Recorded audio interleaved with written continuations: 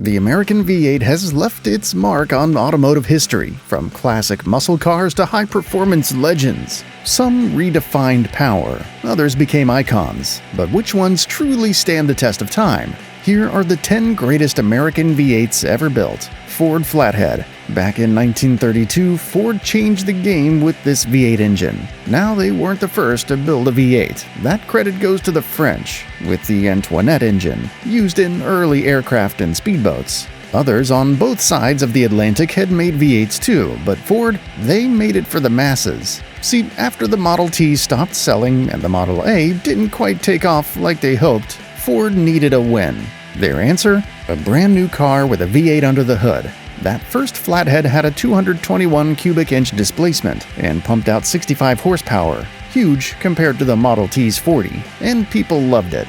Now, was it the most efficient design? Not by today's standards, but what made it special? Simplicity, toughness, and easy repairs. Ford even swapped out a timing chain for gears, making it even more durable. That's why this engine stuck around for 20 years, building a rock-solid reputation, just like the road and track will tell you. Ford Windsor 5.0. Ford hit it big with V8 engines, but they didn't stop there. They kept refining them. Enter the Windsor engine family, named after Ford's Windsor, Canada plant. It all started in 1961 with a 221 cubic inch, 3.6-liter V8. But the real game changer, the 302 cubic inch engine, later known as the 5.0-liter, which debuted in 1968. Just in time for the new Trans Am racing series with its 302 cubic inch limit. Legendary cars like the Shelby GT350 and Boss 302 got this powerhouse under the hood, making it an icon. Then came the push for the metric system. America never really went all in, but Ford saw an opportunity. By the time the Fox body Mustang rolled out, they started branding their engines in liters. And that's when the 5.0 name really took off. The high-output version, especially the fuel-injected 84 model, dominated the streets. The Fox body Mustang, a legend then and still a fan favorite today.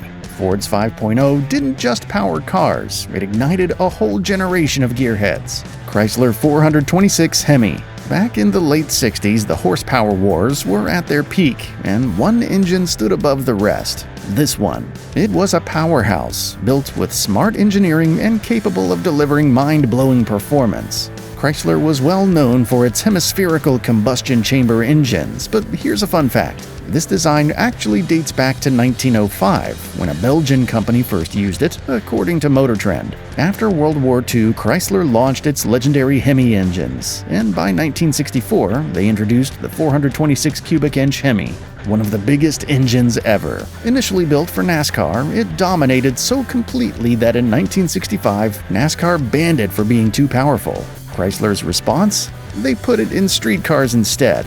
While slightly toned down, these road-going versions still cranked out a wild 425 horsepower. The 426 HEMI became the dream engine for muscle car enthusiasts, but stricter regulations forced Chrysler to shut it down in 1971.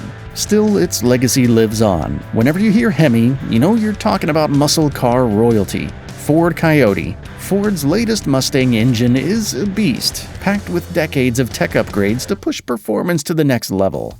Back in 2011, Ford brought back the 5.0-liter engine after a decade-long break, introducing the Coyote, a fresh design despite being part of the Modular engine family. And this wasn't just any V8, it came loaded with cutting-edge tech, like twin independent variable cam timing and a high 11:1 compression ratio, according to Motor Trend. Now the TI VCT was a game-changer. It let the intake and exhaust cam timing adjust independently, a first for a V8. The payoff?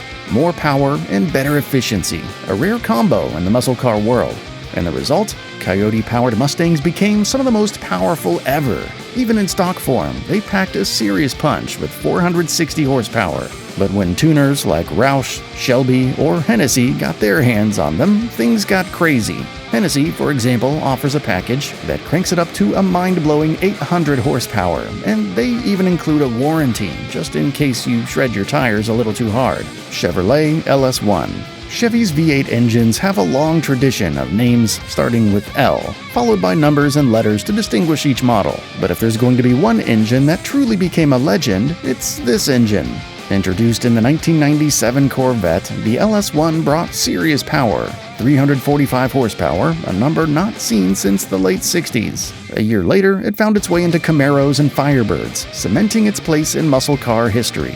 But what really made the LS1 legendary wasn't just its factory performance, it was what came next. Enthusiasts and custom shops turned it into the go-to engine swap, stuffing it into just about anything with wheels. It became a meme-worthy tradition. Old economy cars, exotics like the Porsche 911, you name it. Ever seen that Petrolicious feature on a vintage BMW packing way more torque than stock? Or the ridiculous sight of the 4th-gen Miata, somehow squeezing in 8 cylinders? The LS1 isn't just an engine. It's an open invitation to push limits. And for a lot of gearheads, that's exactly what makes it legendary. Ford Modular 4.6. Ford took a big leap in 1990 with the modular engine, moving away from old-school pushrod tech and introducing overhead cams, something still rare in American V8s today. While Dodge's Hellcat and even the C8 Corvette stick with pushrods, Ford was already thinking ahead. The first modular 4.6-liter V8 appeared in the Lincoln Town Car before spreading across Ford's lineup, powering the Crown Victoria, F-150, Thunderbird, Explorer, and Continental. It started with a modest 190 horsepower but packed a solid 260 pound-feet of torque, perfect for moving heavier vehicles. As engineering improved, dual overhead cam versions cranked out more power, culminating in the 2003 Mustang SVT Cobra with a supercharged 390 horsepower. But the wildest use of this engine? That honor goes to Koenigsegg.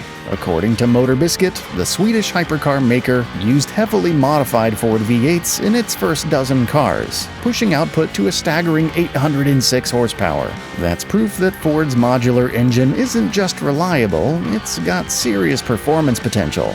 Buick 215.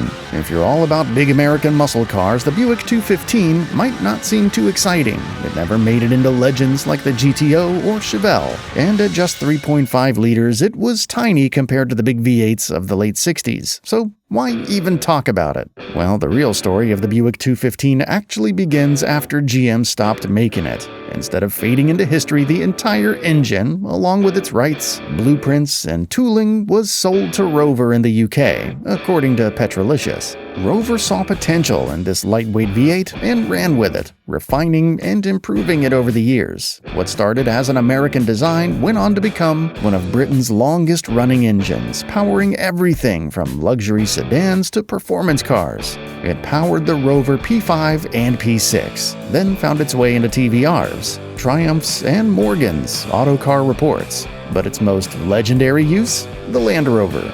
This little American V8 kept British off-roaders running strong for decades, staying in production for an incredible 50 years, finally ending in 2017. Cadillac Blackwing. For years, Cadillac had a bit of a reputation. You'd mostly see them cruising to church on Sunday mornings, driven by retirees. Sure, they made that legendary V16 back in the 30s, but by the 80s their cars were basically sofas on wheels. Then GM looked at the Germans dominating the luxury sports sedan game and decided Cadillac needed a serious wake-up call. That led to exciting models like the CTS-V and XLR, but the real crown jewel? The Blackwing V8. Right before Cadillac goes all-electric, they drop this absolute monster, a twin-turbo, 4.3-liter V8 pushing 550 horsepower. According to The Drive, it got compact turbos nestled in the valley to cut down on lag, meaning power hits instantly. And the torque? A wild 627 pound-feet, turning a luxury sedan into a rocket. You'll find this beast in the CT5V Blackwing, Cadillac's best shot at taking on Germany's finest. And the coolest part? It's paired with a 6-speed manual, something you haven't seen in a Cadillac since, well, forever. Pontiac 455 Super Duty. Right in the middle of the muscle car horsepower wars, Pontiac unleashed an absolute beast of an engine. This was back when GM's brands still did their own thing, building their engines instead of sharing parts. Sure, Buick, Oldsmobile, and Pontiac all had 455 cubic inch V8s, but Pontiac's 455 SD, that one just might have been the best of the bunch. The late 60s were wild. Automakers were cranking out bigger and bigger engines, just pushing limits. Pontiac hit peak displacement in 1970 with its 455, and since emissions rules hadn't ruined the fun yet, they went all out. They built it strong, offering both 2-bolt and beefier 4-bolt main bearing caps, the latter being the foundation for the Super Duty version. The result? A factory-rated 370 horsepower and a monstrous 500 pound-feet of torque, enough to move a land yacht or light up a drag strip. But the 70s brought change. Big blocks got stuffed into massive luxury barges, and muscle cars faded. Pontiac fought back, keeping a slightly detuned 455 HO on the Trans Am until 1974, but after that, the golden era was over. Small block Chevy. Chevrolet really hit a home run with their first mass-produced V8, the legendary 283. Dropped into the 1955 Bel Air, it was a game-changer. Before that, Chevy was all about inline-6 engines, but this small block put them on the map as a serious contender. Autocar even pointed out that while it wasn't the most powerful engine, it attracted wealthier buyers, and sales skyrocketed. Through the 60s, Chevy kept pushing their small block engines to be bigger and better. The real standout? The 327. It powered Chevelles, Novas, and some of the best-looking Corvettes of the era, with horsepower climbing year after year. Then, in 1968, the 350 rolled in, and that engine became the go-to for everything from muscle cars to work trucks for decades. So why did the small block Chevy reign supreme for nearly 50 years? According to Haggerty, it all came down to smart design and a rock-solid block casting. It was tough, affordable to produce, and easy to work on. Perfect for racers and weekend wrenchers alike. Add it all up, and you've got a strong argument for the small block Chevy being the greatest American V8 of all time. If you found this video helpful, be sure to give it a thumbs up and subscribe for more insights and tips about trucks, cars, and everything in between. Thanks for watching, and we'll see you in the next video.